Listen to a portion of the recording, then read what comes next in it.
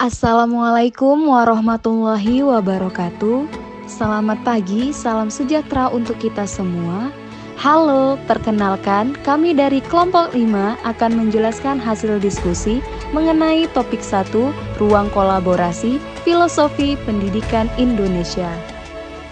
Adapun anggota kelompok 5 antara lain Roro Ajeng Apriana, Feti Lumban Gaul, Syaira Anataya, Yediza Saputrinta BR Perangin-Angin, Ubaidillah. Ruang kolaborasi.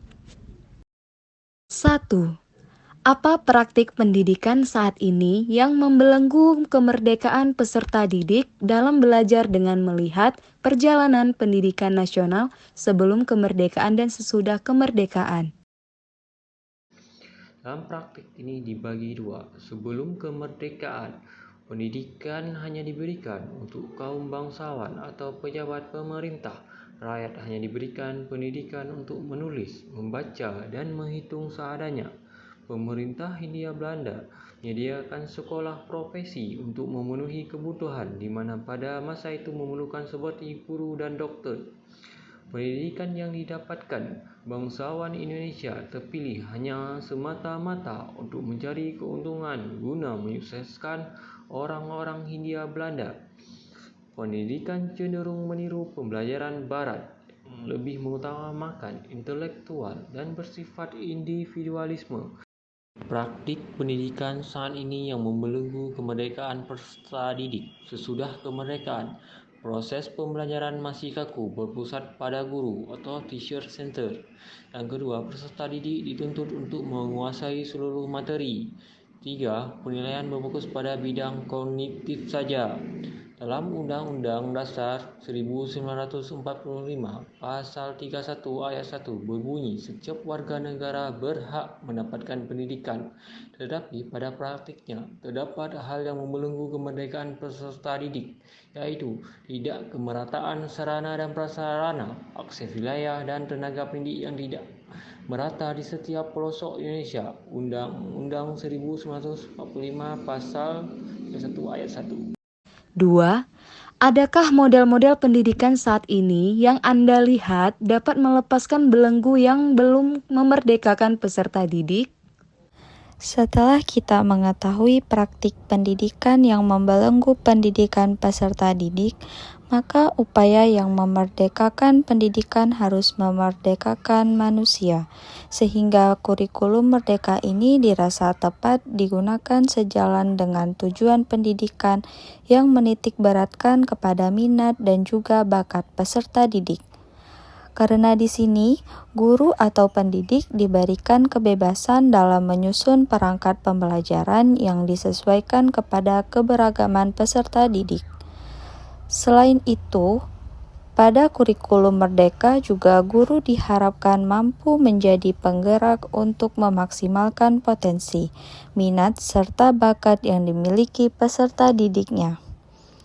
Dalam Merdeka Belajar, berarti baik guru maupun peserta didik harus memiliki kebebasan dalam berinovasi serta belajar dengan mandiri dan juga kreatif, sehingga proses pembelajaran dapat dilakukan lebih menyenangkan dan juga fleksibel. 3. Apa yang Anda tawarkan sebagai model pendidikan yang dapat melepaskan belenggu dan memerdekakan peserta didik?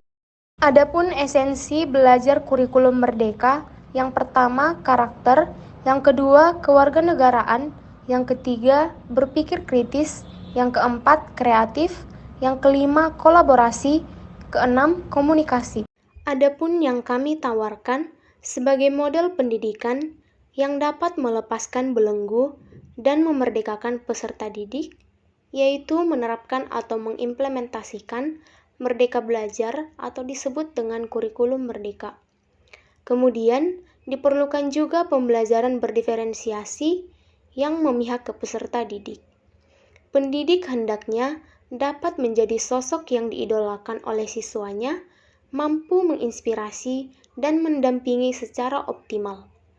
Model pendidikan yang kami tawarkan adalah problem-based learning, di mana metode ini mendorong peserta didik untuk berpikir kritis dan meningkatkan keterampilan dalam memecahkan masalah. Guru dalam metode ini berperan untuk memilih problem atau masalah yang berhubungan dengan tujuan pembelajaran yang akan dicapai. Tentunya, permasalahannya relevan dengan peserta didik sehingga dapat memperoleh pembelajaran yang lebih nyata. Yang kedua yaitu project based learning. Dalam hal ini, siswa berpartisipasi dalam pembuatan proyek, mempresentasikan sekaligus menilai proyek tersebut. Di sini, peran guru memantau atau mengawasi dan membimbing proses pembuatan proyek agar peserta didik tetap fokus dan tetap terarah saat menjalani pembuatan proyek. Tentunya, hal ini dapat membantu siswa untuk meningkatkan kreativitasnya. Yang ketiga, discovery learning. Metode ini merupakan pendekatan pembelajaran yang menekankan pada proses penemuan peserta didik terhadap konsep baru melalui pengalaman langsung, eksplorasi, dan pemecahan masalah. Aspek pendukung terciptanya merdeka belajar. Yang pertama, pembelajaran berbasis keterampilan. Yang kedua, teknologi sebagai alat pendukung. Yang ketiga, kolaborasi. Yang keempat, pembelajaran berbasis proyek dan masalah. Yang kelima, pembelajaran diferensial dan personalisasi. Yang keenam, pendekatan evaluasi formatif dan portofolio. Jadi, kesimpulan dari isi materi dari video ini yaitu perjalanan pendidikan di Indonesia dari sebelum kemerdekaan sampai saat ini sudah banyak melewati berbagai perubahan dan uji coba. Pada saat ini, pemerintah terus berupaya membuat kebijakan dalam rangka memerdekakan peserta didik, salah satunya melalui kurikulum merdeka. Namun, dalam praktiknya peserta didik masih belum sepenuhnya merdeka dikarenakan dalam hal ini membutuhkan kerjasama dari seluruh komponen pendidikan agar dapat mewujudkan pendidikan yang lebih baik. Mari kita ambil peran untuk mewujudkan pendidikan. Profil pelajar Pancasila cerdas berkarakter